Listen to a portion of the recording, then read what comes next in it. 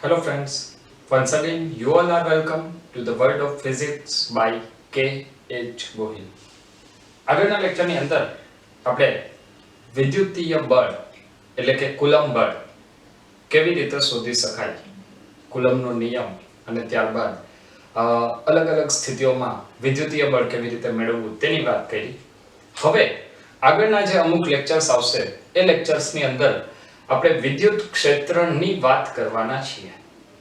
તો અત્યાર સુધીમાં આપણે એવું જોયું કે એક વિદ્યુતભાર બીજા વિદ્યુતભાર ઉપર કોઈ પ્રકારનું બળ લગાડે છે. આ બળ લાગવા પાછળનું કારણ શું?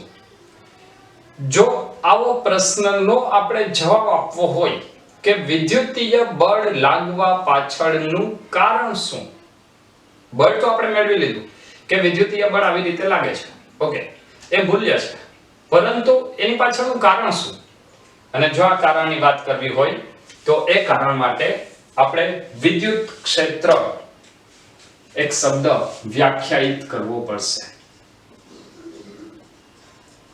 તો હવે પછીના કેટલાક લેક્ચર વિદ્યુતીય બળની વાત કર્યા બાદ હવે પછીના અમુક લેક્ચરની અંદર આપણે વિદ્યુત ક્ષેત્ર વિશે ચર્ચા કરવાના છીએ. તો સૌથી પહેલા વિદ્યુત ક્ષેત્ર એટલે શું?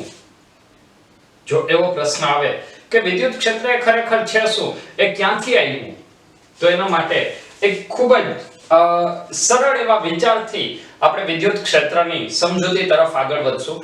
દાખલા તરીકે 2 મિનિટ માટે આપણે એવું માની લઈએ કે અહીંયા કોઈ એક વિદ્યુતભાર પ્લસ Q છે. કયો વિદ્યુતભાર છે? Plus Q. આ વિદ્યુતભાર તેની આજુબાજુના વિસ્તારમાં કંઈક ક્ષેત્ર ઉત્પન્ન કરે છે. દરેક વિદ્યુતભાર તેની આજુબાજુના વિસ્તારમાં કંઈક પોતાની અસર નિપજાવે અને એ અસર એટલે એનું ક્ષેત્ર. અચ્છા, આ ક્ષેત્ર કેવી રીતે છે, હવે એની આપણે થોડી ચર્ચા કરીએ. દાખલા તરીકે માની લઈએ કે અહીંયા હું એક વિદ્યુતભાર લઈ આવું છું. એ વિદ્યુતભાર કયો છે? Q0.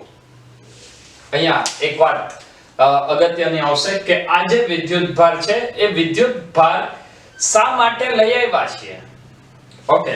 તો એના માટે હું તમને અહીંયા બે નવા શબ્દ આપું છું, જે બંને શબ્દ તમને ખ્યાલ હોવો જોઈએ.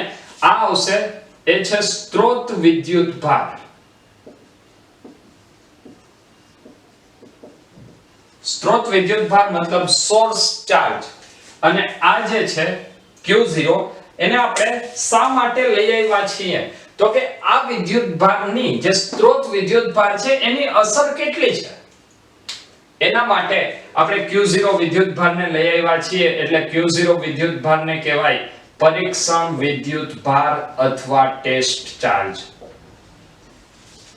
કેપિટલ Q એ સ્ત્રોત એટલે કે સોર્સ ચાર્જ અને Q0 એ પરીક્ષણ એટલે કે ટેસ્ટ ચાર્જ. હવે આ જ વાતને ફરીથી આગળ વિચારીએ કે જો આપણે કેપિટલ Q વિદ્યુતભારની આસપાસના કોઈ વિસ્તારમાં Q0 વિદ્યુતભારને લઈ આવીએ તો આ વિદ્યુતભાર પ્લસ Q વિદ્યુતભાર એ Q0 ઉપર કોઈ પ્રકારનું અપાકર્ષી બળ લગાડશે. તમે પેલા આ વિદ્યુતભારને અહીંયા રાખ્યો, હવે Q0 વિદ્યુતભારને લઈ આવો છો. આ Q0 વિદ્યુતભાર પર કેપિટલ Q વિદ્યુતભારને કારણે કોઈક અસર ઉત્પન્ન થઈ. શું આ અસર Q0 કેપિટલ Q પર નહીં લગાડે? લગાડશે, પરંતુ આનું મૂલ્ય ખૂબ જ નાનું છે. અને આપણે આ વિદ્યુતભાર પર શું અસર થઈ એની અસર અત્યારે આપણે ગણતરીમાં લેતા નથી, કારણ કે આપણે આ વિદ્યુતભારની આસપાસના વિસ્તારમાં એની અસર જોવાની છે. તો પરીક્ષણ વિદ્યુતભારને તમે કોઈ એક જગ્યાએ લાવો છો ત્યારે આ વિદ્યુતભાર આના ઉપર કોઈક અસર નિપજાવશે. એ અસર શું? તો એ અસર એટલે આ વિદ્યુતભાર આના ઉપર કોઈક બળ લગાડશે અને એ બળ કઈ દિશામાં છે?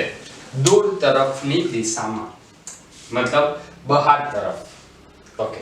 બીજી વાત, હવે એક એવી સ્થિતિનો તમે વિચાર કરો કે જેની અંદર આ વિદ્યુતભારને તમે અહીંયાથી દૂર કરી દીધો છે. આ વિદ્યુતભારને તમે દૂર કરી દીધો. હવે ફરીથી તમે Q0 વિદ્યુતભારને આ જ બિંદુએ લઈ આવો છો, આ બિંદુએ લઈ આવશો તો હવે Q0 પર કોઈ પણ પ્રકારની અસર નિપજશે નહીં. આનો મતલબ એવો થાય કે જો તમે કેપિટલ Q વિદ્યુતભારની હાજરીમાં આને લઈ આવો છો તો અહીંયા કોઈક અસર ઉત્પન્ન થાય છે, પરંતુ જો તમે આ વિદ્યુતભારને દૂર કરી નાખશો ને આને ગમે ત્યાં રાખશો, કોઈ પણ અસર થતી નથી. આની પાછળનું કારણ શું? જો એ કારણ આપણે જાણવું હોય તો તમારે એક શબ્દ વ્યાખ્યાયિત કરવો પડશે, અને એ શબ્દ છે વિદ્યુત ક્ષેત્ર. અચ્છા, વિદ્યુત ક્ષેત્ર માટે આપણે હવે એવી વાત કરીએ કે કેપિટલ Q ને કારણે કેના ઉપર Q0 પર કંઈક અસર થઈ. એ અસર શું હતી? વિદ્યુતીય બળના સંદર્ભની, મતલબ કેપિટલ Q Q0 ઉપર કોઈ પ્રકારનું બળ લગાડતું હતું. જો એ બળ લાગતું હોય તો હવે એ બળ કેટલું છે એની આપણે વાત કરવાની છે, અને એ બળ કેટલું છે એની વાત કરવી હોય તો એના માટે આપણે લખશું જે પરીક્ષણ વિદ્યુતભાર છે એ પરીક્ષણ વિદ્યુતભાર. સૌપ્રથમ એના વિશે તમને એક બે પોઈન્ટ અહીંયા કહી દઉં છું કે પરીક્ષણ વિદ્યુતભાર ખૂબ જ નાનો હોવો જોઈએ. ખૂબ જ નાનો એટલે તમે ઘણી બધી વખત વાંચશો limit Q0 tends to 0. Okay, હવે આપણે વ્યાખ્યાયિત કરવું છે એવું કંઈ કે Q0 નું જો એકમ મૂલ્ય લઈએ તો આ મૂલ્યને કારણે લાગતું વિદ્યુતીય બળ, એટલે અંશમાં આવશે વિદ્યુતીય બળ ના છેદમાં વિદ્યુતભાર. કયો વિદ્યુતભાર? પરીક્ષણ વિદ્યુતભાર. આપણે એને શેના વડે દર્શાવેલો છે? Q0 વડે. અચ્છા, આ વિદ્યુતીય બળનું તો આપણી પાસે સૂત્ર છે. વિદ્યુતીય બળનું સૂત્ર શું છે? વિદ્યુતીય બળ બરાબર સ્મોલ k અથવા 1/4πε0 capital Q Q0 divide by આ બંને વચ્ચેનું અંતર. માની લઈએ કે આ બંને વિદ્યુતભારો વચ્ચેનું અંતર કેટલું છે? સ્મોલ r જેટલું, divide by r² divide by Q0. Q0 બંને કેન્સલ થશે તો અહીંયા આપણને એક પદ મળશે k capital Q by r². આપણે શું ગોઈતું? સ્ત્રોત વિદ્યુતભાર કેપિટલ Q ની Q0 પર અસર. સ્ત્રોત વિદ્યુતભાર કેપિટલ Q ની Q0 પર અસર. અને આજે આપણે Q0 પર અસર ગોતેલી છે. એ અસર એટલે આ વિદ્યુતભારના વિદ્યુત ક્ષેત્રની તીવ્રતા. તો વિદ્યુત ક્ષેત્ર કે વિદ્યુત ક્ષેત્રની તીવ્રતા એને આપણે E વડે દર્શાવશું. તો હવેથી હું વિદ્યુત ક્ષેત્રને કેપિટલ E તરીકે લખીશ. તો અહીંયાથી આપણને વિદ્યુત ક્ષેત્રનું એક નવું સૂત્ર મળશે. વિદ્યુત ક્ષેત્રનું સૌથી પહેલું સૂત્ર આપણને શું મળ્યું? વિદ્યુત ક્ષેત્ર E F/Q. વિદ્યુતીય બળ ના છેદમાં વિદ્યુતભાર એટલે વિદ્યુત ક્ષેત્ર. અને બીજું સૂત્ર E KQ/r². ચલો, ક્લિયર છે આટલું? તો આપણને વિદ્યુત ક્ષેત્રના સૂત્ર મળ્યા. હવે વિદ્યુત ક્ષેત્રના સૂત્ર બાદ આપણે વાત કરવાની છે વિદ્યુતીય બળ જેમ સદિશ રાશિ છે તો વિદ્યુત ક્ષેત્ર પણ સદિશ રાશિ થાય. તો જો આપણે E F/Q લખીએ તો આના ઉપરથી ફરીથી એક પરિણામ મળશે સદિશ E સદિશ F/Q. મતલબ E F/Q કઈ દિશામાં? વિદ્યુતીય બળની દિશામાં. મતલબ જે આપણને એક પરિણામ મળ્યું એ પરિણામને પણ આપણે સાથે સાથે વિચારતા જઈએ. તો આના ઉપરથી પરિણામ શું મળ્યું? વિદ્યુત ક્ષેત્રની દિશા એ વિદ્યુતીય બળની દિશામાં જ હોય છે. વિદ્યુત ક્ષેત્રની દિશા એ હંમેશા કઈ દિશામાં હોય? વિદ્યુતીય બળની દિશામાં. શું આપણે વિદ્યુત ક્ષેત્રના સૂત્ર પરથી તેના એકમની ચર્ચા કરી શકીએ? ચલો જોઈએ વિદ્યુત ક્ષેત્રનો એકમ. એકમ શું આવશે? આ સૂત્રમાં થોડો તમને એકમ લખવો પડશે. આપણે ડાયરેક્ટ આના ઉપરથી લખીએ તો F નો એકમ શું હોય? F એટલે બળ, ન્યૂટન ના છેદમાં Q એટલે વિદ્યુતભાર, કુલમ. તો વિદ્યુત ક્ષેત્રનો એકમ આવશે ન્યૂટન પર કુલમ. ચલો, આટલું ક્લિયર છે? ઓકે, ફરીથી આપણે આગળ વાત કરીએ વિદ્યુત ક્ષેત્ર માટેની. તો વિદ્યુત ક્ષેત્ર એ પણ વિદ્યુતીય બળની જેમ સદિશ રાશિ છે. અહીંયા આપણે લખી જ નાખ્યું છે ઓલરેડી. આનો મતલબ કે વિદ્યુત ક્ષેત્ર પણ કેવી રાશિ આવશે? સદિશ રાશિ છે. જો વિદ્યુત ક્ષેત્ર એ સદિશ રાશિ હોય તો હવે વિદ્યુત ક્ષેત્ર માટે આપણે કેટલાક અગત્યના મુદ્દાઓ, કેટલીક મહત્વની નોંધ જોઈ લે. ત્યારબાદ આપણે ફરીથી વિદ્યુત ક્ષેત્રને આગળ વધારશું.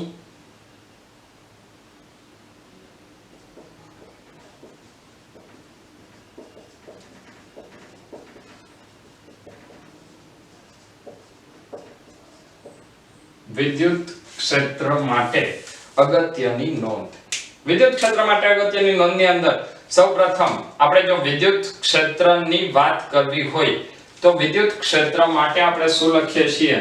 તો આની અંદર સૌથી પહેલો પોઈન્ટ આવશે કે જો Q અથવા તો Q0 બરાબર 1 કુલંબ હોય તો, જો તમે આ સૂત્રની અંદર આ વિદ્યુતીય બળનું સૂત્ર છે એમાં Q0 બરાબર 1 કુલંબ લખી નાખો તો વૈધો શું? K કેપિટલ Q/r² ને K કેપિટલ Q/r² શું છે? વિદ્યુત ક્ષેત્ર. આનો મતલબ કે જો Q0 બરાબર 1 કુલંબ હોય તો વિદ્યુતીય બળ એ જ વિદ્યુત ક્ષેત્ર થાય. વ્યાખ્યા પણ આપણે એ જ કંઈક લખેલી છે. એકમ વિદ્યુતભાર પર લાગતું વિદ્યુતીય બળ એટલે વિદ્યુત ક્ષેત્ર. એટલે Q0 બરાબર 1 તો વિદ્યુતીય બળ એ વિદ્યુત ક્ષેત્ર આપશે. ત્યારબાદ પરીક્ષણ વિદ્યુતભારની જો આપણે વાત કરીએ તો પરીક્ષણ વિદ્યુતભાર ખૂબ જ નાનો હોવો જોઈએ. તો પરીક્ષણ વિદ્યુતભાર ખૂબ જ નાનો, આનો મતલબ હવે આનું પરિણામ શું મળશે? તો વિદ્યુત ક્ષેત્ર માટે આપણે શું લખ્યું? E K કેપિટલ Q/r² અથવા એની આગળનું જો સૂત્ર આપણે યાદ કરીએ તો એ સૂત્ર આપણે લખેલું છે E K capital Q/r²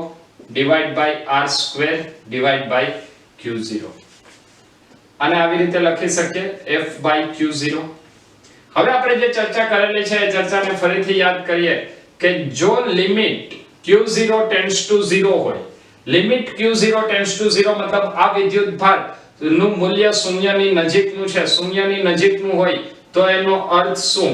F tends to 0 અને Q ટેન્ડ્સ ટુ 0 અને F ટેન્ડ્સ ટુ 0 હોય તો આ બંનેનો અર્થ શું થાય?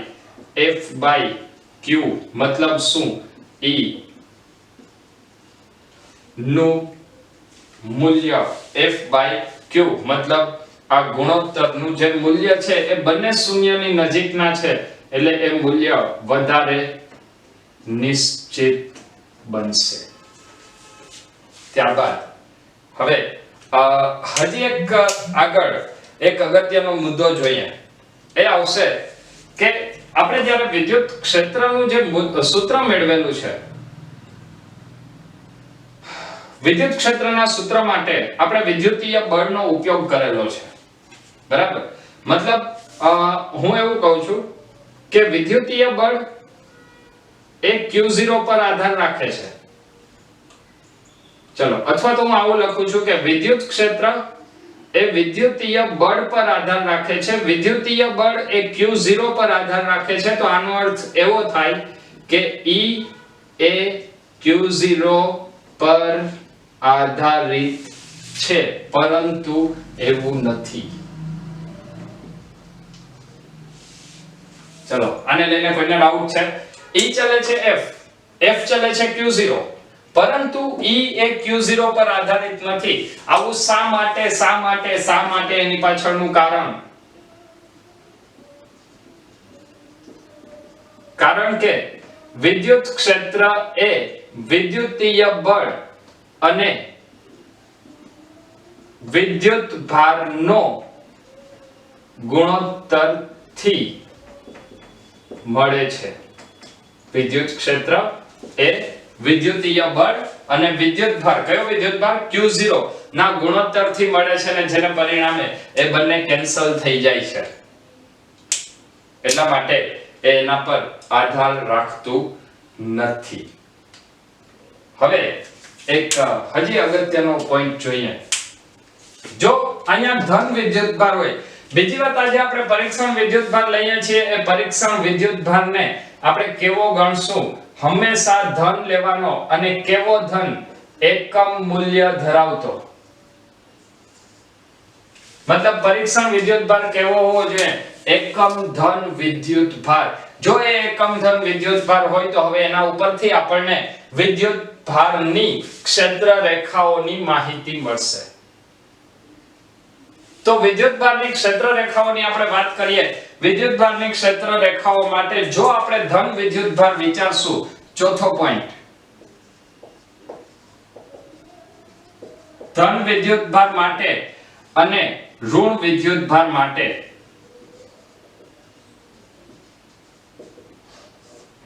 તો ધન વિદ્યુતભાર માટે વિદ્યુતીય બળ કઈ દિશામાં છે? તો જો આ Q0 કેવો છે? એકમ ધન વિદ્યુતભાર. જો તમે Q ની નજીક Q0 ને લઈ આવશો તો Q0 પર આ કેપિટલ Q કઈ દિશામાં બળ લગાડે? બહાર તરફ. જો આ Q0 ને અહીંયા લઈ આવશો તો કઈ બાજુ? બહાર તરફ. અહીંયા લઈ આવો કઈ બાજુ? બહાર તરફ. અહીંયા લઈ આવો કઈ બાજુ? બહાર તરફ. મતલબ માની લઈએ કે અહીંયા એક પ્લસ Q વિદ્યુતભાર છે. આ પ્લસ Q વિદ્યુતભારની આજુબાજુમાં કોઈ પણ જગ્યાએ જો આપણે Q0 વિદ્યુતભાર લેશું તો એ Q0 વિદ્યુતભાર પર બળ કઈ દિશામાં લાગવાનું છે? હંમેશા ત્રિજ્યાવર્તી બહાર તરફની દિશામાં. ચલો ક્લિયર છે આટલું? તો ધન વિદ્યુતભાર માટે વિદ્યુત ક્ષેત્ર હંમેશા કઈ દિશામાં હોય? બહાર તરફની દિશામાં. અને જો ઋણ વિદ્યુતભારની વાત કરીએ, માની લઈએ કે અહીંયા એક વિદ્યુતભાર -Q છે. હવે તમે ફરીથી એ -Q વિદ્યુતભારની આસપાસ કોઈ એક Q0 વિદ્યુતભારને લઈ આવો છો તો આ Q0 વિદ્યુતભાર ધન છે, ઋણ વિદ્યુતભાર એને આકર્ષે તો Q0 વિદ્યુતભાર પર બળ કઈ દિશામાં લાગશે? કેપિટલ Q તરફ. અને જો ન્યા બળ કેપિટલ Q તરફ લાગતું હોય તો આના ઉપરથી પરિણામ શું મળશે? ઋણ વિદ્યુતભાર માટે વિદ્યુત ક્ષેત્ર કઈ દિશામાં હોય? અંદર તરફની દિશામાં. તો આ ખૂબ જ અગત્યનું પરિણામ છે અને પરિણામ છે ધન વિદ્યુતભાર માટે ક્ષેત્ર રેખાઓ બહાર તરફ અને ઋણ વિદ્યુતભાર માટે ક્ષેત્ર રેખાઓ અંદર તરફ હોય. યાદ રાખવા જેવું ઇમ્પોર્ટન્ટ પરિણામ. ધન વિદ્યુતભારમાં ક્ષેત્ર રેખાઓ હંમેશા બહાર નીકળે, ઋણ વિદ્યુતભારમાં ક્ષેત્ર રેખાઓ હંમેશા અંદર તરફ આવશે. હવે આગળ ઉપર આપણે થિયરીની સાથે સાથે થોડા એવા વિદ્યુત ક્ષેત્રના દાખલાઓની પણ સાથે સાથે ચર્ચા કરતા જઈશું. હવે વિદ્યુત ક્ષેત્રના સૂત્ર બાદ થોડા એવા ક્વેશ્ચન જોઈએ કે જેને વિદ્યુત ક્ષેત્રના સૂત્રનો ઉપયોગ કરી અને સોલ્વ કરી શકાય. તો એની અંદર સૌથી પહેલો એક ખૂબ જ બેઝિક લેવલના ક્વેશ્ચન થી આપણે શરૂઆત કરીએ. દાખલા તરીકે એક સ્થિતિ તમને આપેલી છે ઇલેક્ટ્રોન અને પ્રોટોન માટે.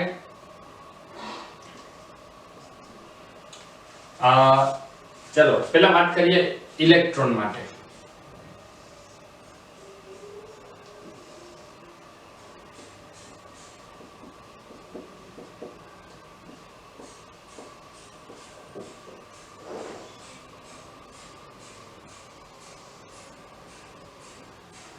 જો ઇલેક્ટ્રોન અને પ્રોટોનની વાત કરવી હોય તો એના માટે અહીંયા બીજી એક વસ્તુ તમને એક ખ્યાલ હોવો જોઈએ કે અહીંયા જ્યારે આપણે ઇલેક્ટ્રોન મૂકીએ છીએ, માની લો કે અહીંયા એક ઇલેક્ટ્રોન છે તો આ ઇલેક્ટ્રોન કયો વીજભાર ધરાવે છે? ઋણ વીજભાર. જો ઇલેક્ટ્રોન ઋણ વીજભાર ધરાવતો હોય તો એ ઋણ વીજભાર કઈ તરફ આકર્ષાય? ધન વીજભાર તરફ. પરંતુ ધન વીજભારમાંથી ક્ષેત્ર રેખાઓ બહાર નીકળે છે. આનો અર્થ એવો થાય કે ઇલેક્ટ્રોન ધન તરફ આકર્ષાય છે અને ક્ષેત્ર રેખા ધનથી દૂર જાય છે, ધનમાંથી બહાર નીકળે છે. તો ઋણ વીજભાર હંમેશા કઈ તરફ ગતિ કરે? વિદ્યુત ક્ષેત્રની વિરુદ્ધ દિશામાં. અને એવી જ રીતે જો આપણે પ્રોટોનની વાત કરીએ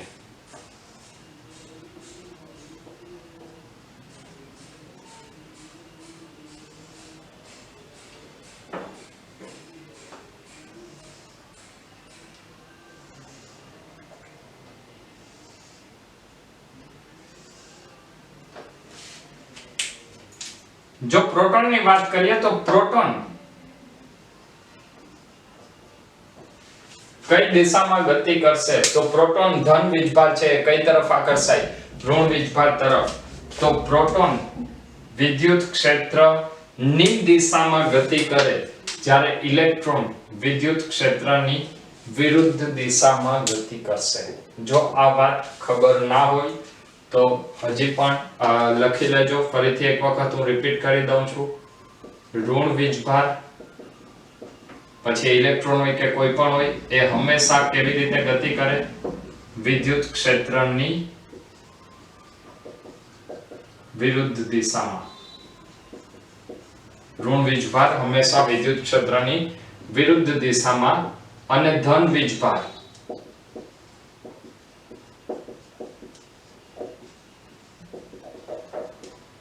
હંમેશા વિદ્યુત ક્ષેત્રની દિશામાં ગતિ કરવાનો ગુણધર્મ ધરાવે છે તમને હવે એવું કંઈક આપેલું છે કે માની લો કે એક ઇલેક્ટ્રોન અને એક પ્રોટોન એ બંનેને મુક્ત પતન કરાવવાના છે પહેલા ક્વેશ્ચન સમજી લઈએ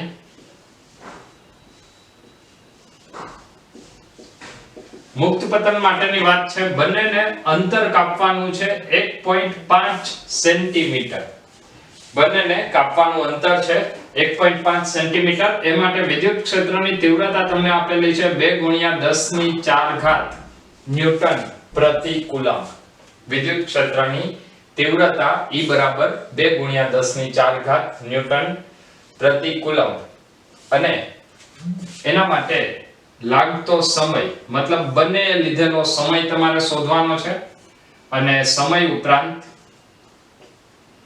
એનો પ્રવેગ પણ શોધવાનો છે સૌથી પહેલા તો અત્યારે આપણે જે કન્સેપ્ટનો ક્વેશ્ચન ગણીએ છીએ એ ક્વેશ્ચનમાં બે કન્સેપ્ટ ભેગા છે એક ધોરણ 11 ના અચળ પ્રવેગી ગતિના સમીકરણો અને બીજું ધોરણ 12 ની અંદર જે તમે વિદ્યુત ક્ષેત્રનું સૂત્ર ભણી ગયા છો એ વિદ્યુત ક્ષેત્રનું કે વિદ્યુતીય બળનું સૂત્ર આવશે તો સૌથી પહેલા આપણે એક ઇલેક્ટ્રોન માટે ગણતરી કરીએ ત્યારબાદ ફરીથી તેવી જ ગણતરી પ્રોટોન માટે પણ કરીશું તો સૌથી પહેલા આપણે વાત કરીએ ઇલેક્ટ્રોન માટે ચલો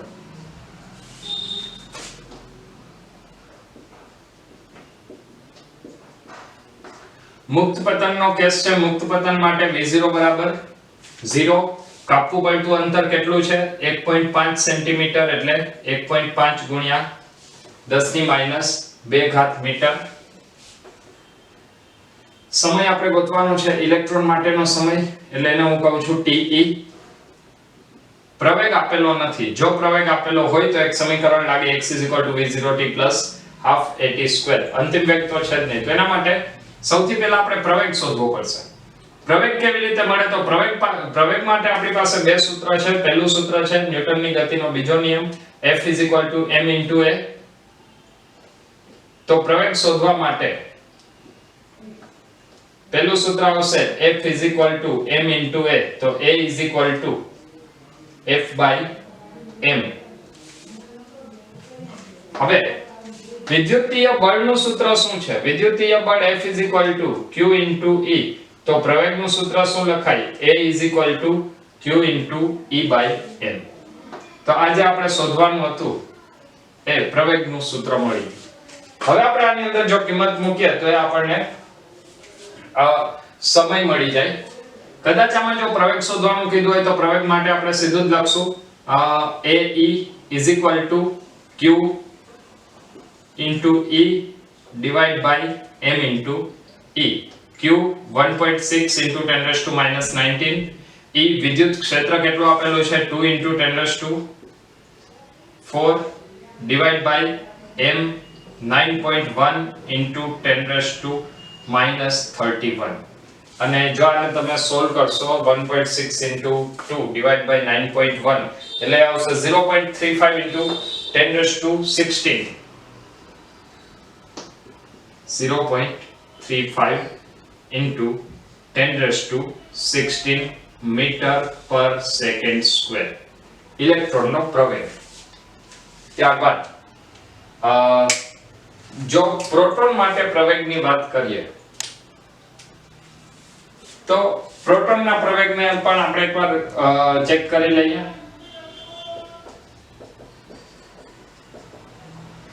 તો પ્રોટોન માટે ફરીથી સૂત્ર આના જેવું જ આવશે. AP q E divided by MP q 1.6 into 10⁻⁻19.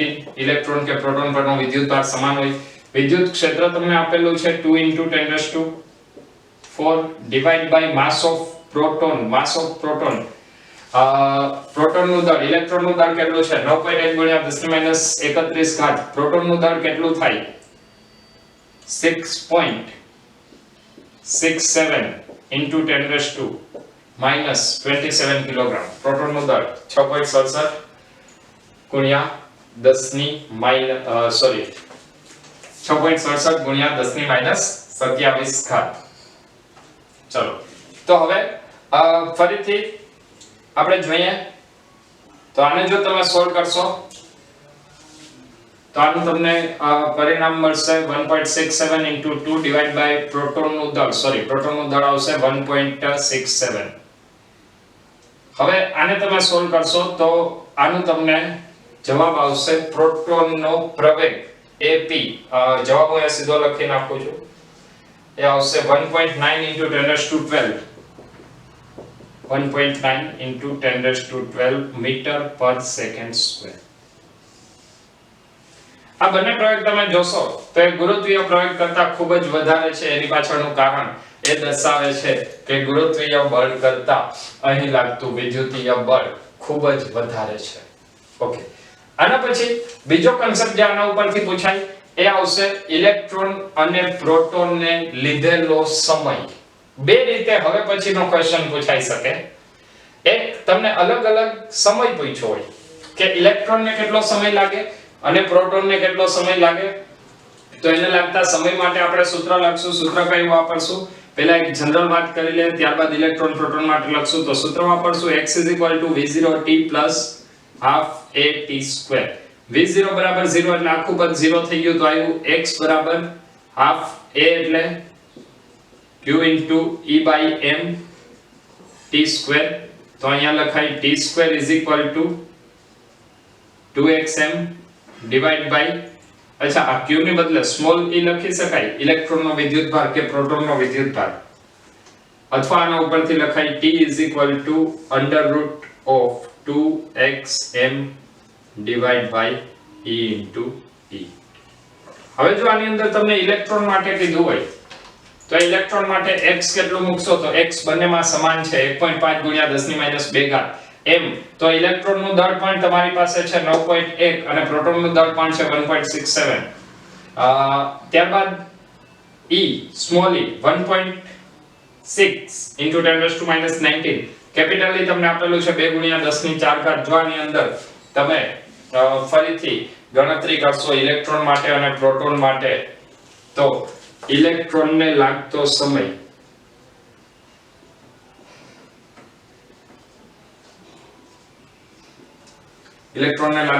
te √ આના ઉપરથી જો લખું છું 2x 1.5 સેન્ટીમીટર એટલે 1.5 into 10⁻². Mass of electron 9.1 into 10⁻31 divided by e 1.6 into 10⁻19 અને કેપિટલ E 2 into 10⁴. જો આને તમે સોલ્વ કરશો તો એ આન્સર આવશે 2.9 into 10⁻⁹ સેકન્ડ, અથવા આને લખાય -9 એટલે શું લખાય? Nano second.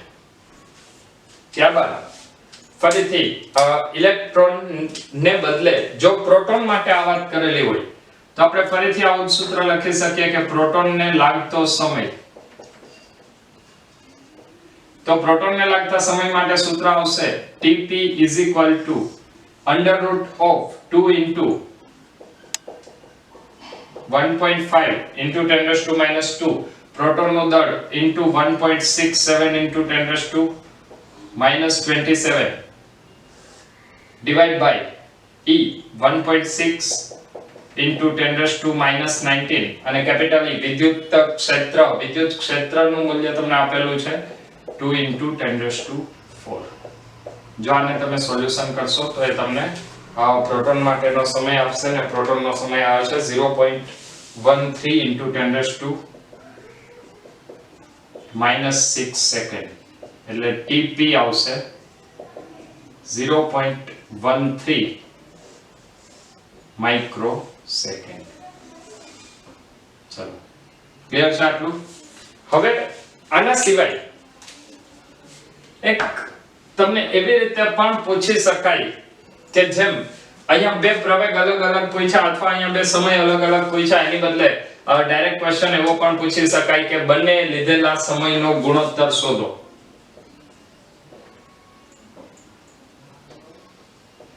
ઇલેક્ટ્રોન અને પ્રોટોને લીધેલા સમયનો ગુણોત્તર શોધો.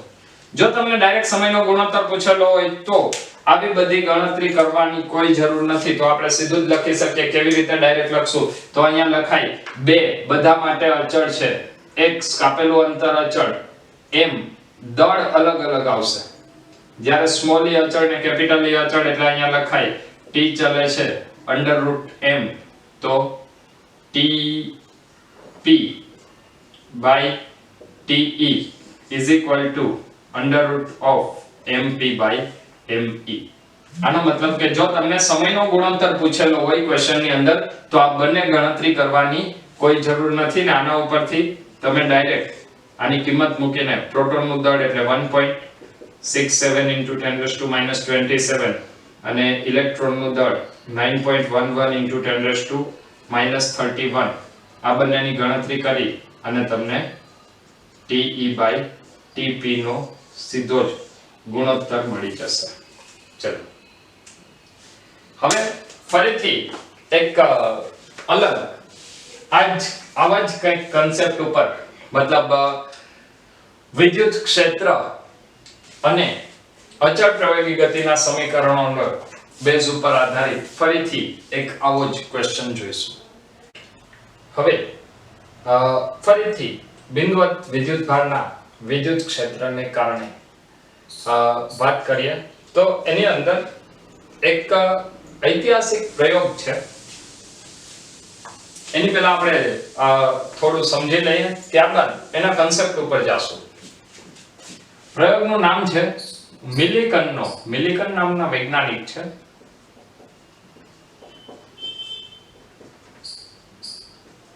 Oil drop experiment.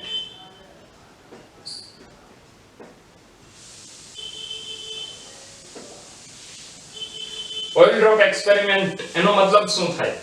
તો એક વૈજ્ઞાનિકે એક એવો પ્રયોગ કરેલો હતો જેની અંદર એને એક ઓઇલના ડ્રોપને ગુરુત્વાકર્ષણ બળને કારણે જે ઓઇલ ડ્રોપ છે નીચે તરફ ખેંચાય, પ્રવેગી ગતિ કરે. પરંતુ જો ગુરુત્વીય બળ જેટલું જ બળ એના ઉપર ઉર્ધ્વ દિશામાં લગાડવામાં આવે તો આ ઓઇલ ડ્રોપ સ્થિર થઈ શકે. આવો એક પ્રયોગ કરેલો હતો. તો સૌથી પહેલા એ પ્રયોગનો આપણે કન્સેપ્ટ સમજી લઈએ.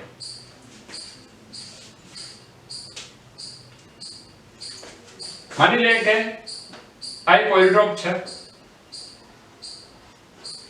આ ઓઇલ ડ્રોપ પર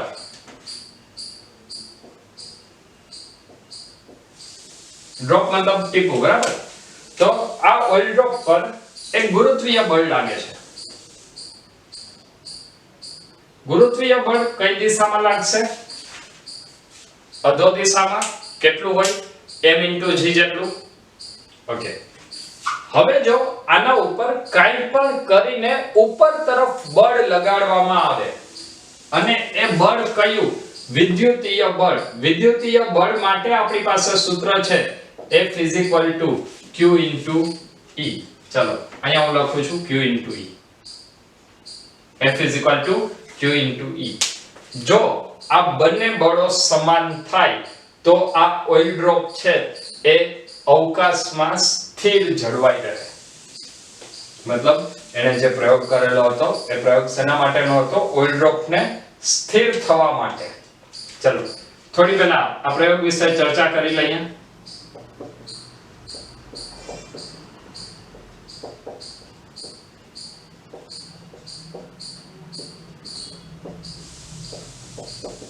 પરિણામી બળ શૂન્ય થવું જોઈએ તો સ્થિર થાય. પરિણામી બળ શૂન્ય થવા માટે બંને બળો સમાન મૂલ્યના થવા જોઈએ, એટલે વિદ્યુતીય બળ બરાબર ગુરુત્વાકર્ષી બળ. જો વિદ્યુતીય બળ બરાબર ગુરુત્વાકર્ષી બળ હોય તો અહીંયા તમારે પહેલી વાત એ કરવી પડશે કે અહીંયા ઓઇલ ડ્રોપ ઉપર માની લઈએ કે વધારાના કેટલાક ઇલેક્ટ્રોન છે. આ ઇલેક્ટ્રોન કેટલા n જેટલા, તો કુલ વિદ્યુતભાર કેટલો થશે? n into e જેટલો into e is equal to દળ. દળ માટે ફરીથી આપણે એક નવો કોન્સેપ્ટ લઈએ. માની લઈએ કે આ જે ઓઇલ ડ્રોપ છે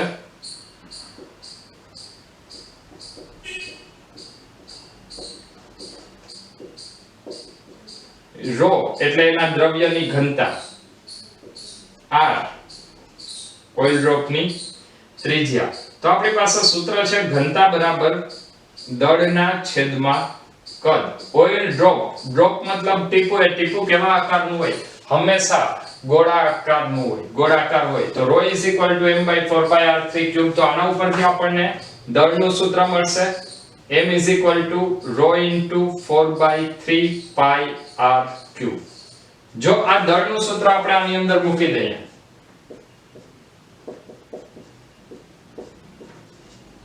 into g,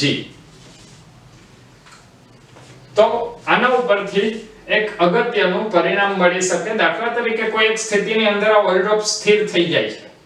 ઓઇલ ડ્રોપ સ્થિર થઈ જાય છે તો હવે તમારી પાસે કયા કયા પરિબળ છે? સૌથી પહેલું પરિબળ માની લઈએ કે g ગુરુત્વીય પ્રવેગ. તો ગુરુત્વીય પ્રવેગ અચળ છે, એનું મૂલ્ય બદલતું નથી. તો હવે તમારે કઈ કઈ વસ્તુની જરૂર પડે? તો અહીંયા m સૂત્ર આવશે m = ρ * 4/3πr3. ઓકે, હવે આની અંદર કઈ કઈ વસ્તુ આવશે? તો એક કેટલો વિદ્યુતભાર છે, મતલબ ઇલેક્ટ્રોનની સંખ્યા, વિદ્યુત ક્ષેત્ર, ઓઇલ ડ્રોપની ઘનતા, ત્રિજ્યા અને ગુરુત્વીય પ્રવેગ. જો આમાંથી કોઈ પણ એક વસ્તુ અજ્ઞાત હોય તો એ આપણે શોધી શકીએ. અને એ કેવી રીતે શોધી શકાય? હવે આપણે એની વાત કરીએ તો સૌથી પહેલા માની લઈએ કે વિદ્યુત ક્ષેત્ર કઈ દિશામાં લાગુ પાડવું પડશે.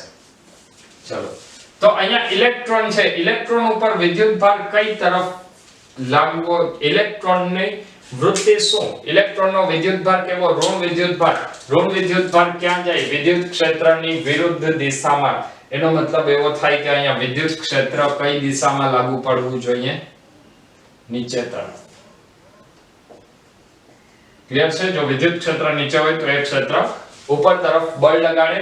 આ વિદ્યુત ક્ષેત્રનું મૂલ્ય થોડીક વાર માટે આપણે એવું માની લઈએ કે આ વિદ્યુત ક્ષેત્ર 2.55 into 10⁴ ન્યૂટન પર કુલમ્બ નું છે. હવે ઓઇલ ડ્રોપ પર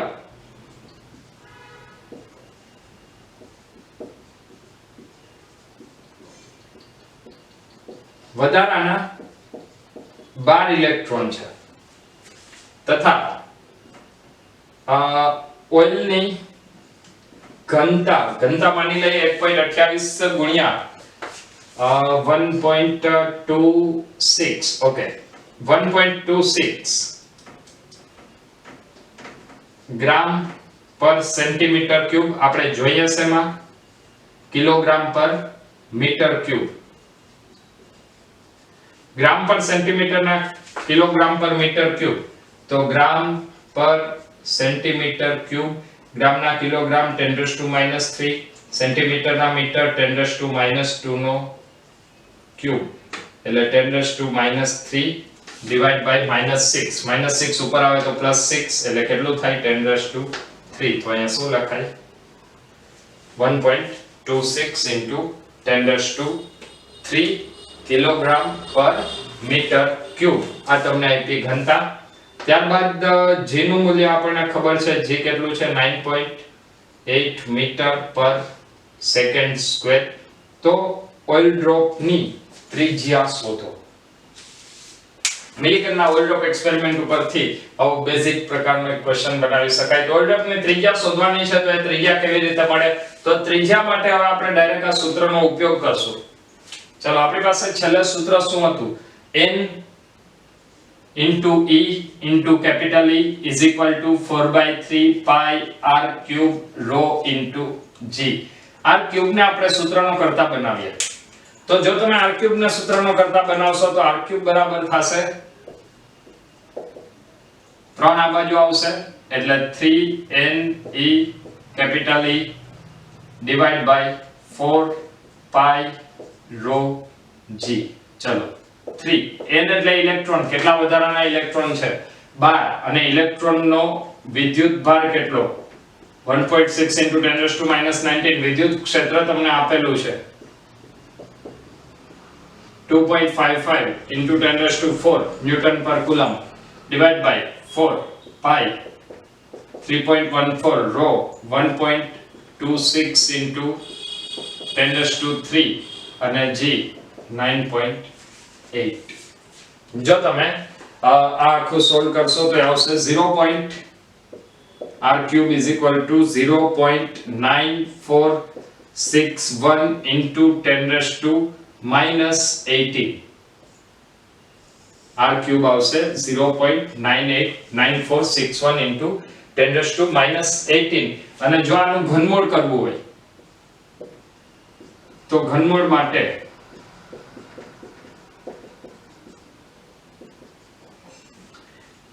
ઘનમૂળ શોધવા માટે તમે સાદા કેલ્ક્યુલેટરની મદદથી પણ આનું ઘનમૂળ શોધી શકો છો. એ કેવી રીતે મળશે?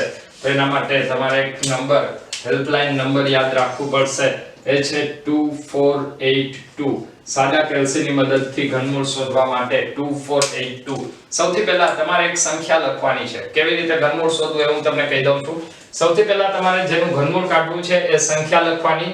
સંખ્યા લખ્યા બાદ સૌથી પહેલી વાર 2 વખત વર્ગમૂળ દબાવવાનું. 2 વખત વર્ગમૂળ દબાવી ફરીથી ગુણાકારની નિશાની, ત્યારબાદ 4 વખત વર્ગમૂળ પ્રેસ કરવાનું. વર્ગમૂળની સ્વિચ 1 વાર, 2 વાર, 3 વાર, 4 વાર, ફરીથી ગુણાકારની નિશાની, ફરીથી 8 વખત વર્ગમૂળ, ગુણાકાર, 2 વખત વર્ગમૂળ અને છેલ્લે બરાબર. ધ્યાન રાખજો, 2 વખત વર્ગમૂળ દબાવ્યા બાદ છેલ્લે બરાબર દબાવવાનું છે. આ જ્યારે તમે પ્રક્રિયા કરશો ત્યારે તમને ઘનમૂળ મળશે. ફરીથી રિપીટ કરી દઉં છું, ઘનમૂળ કેવી રીતે શોધવું? સંખ્યા લખવાની, સંખ્યા બાદ શું કરશો? 2 વખત વર્ગમૂળ ગુણ્યા 4 વખત વર્ગમૂળ ગુણ્યા 8 વખત વર્ગમૂળ ગુણ્યા 2 વખત વર્ગમૂળ અને બરાબર. ચલો, તો આ તમને જવાબ આવશે 9.81 into 10⁻⁻7 મીટર. અને જો આને મિલીમીટરમાં લખવા હોય તો મીટરના મિલીમીટર થશે 10⁻³ એટલે અહીંયા આવે 10⁻⁻4 મિલીમીટર. તો આ મિલિકનના ઓઇલડ્રોપ એક્સપેરિમેન્ટની વાત થઈ. હવે નેક્સ્ટ લેક્ચરની અંદર આપણે ફરીથી આજના લેક્ચરમાં જે વાત કરી બિંદુવત વિદ્યુતભાર માટેનું વિદ્યુત ક્ષેત્ર, નેક્સ્ટ લેક્ચરની અંદર જ્યારે એક કરતા વધારે વિદ્યુતભારો આવેલા હોય તો તેમનું વિદ્યુત ક્ષેત્ર કેવી રીતે શોધી શકાય તેની વાત કરવાના છીએ. તો ત્યાં સુધી બધા મહેનત કરતા રહો. Wish you all the best.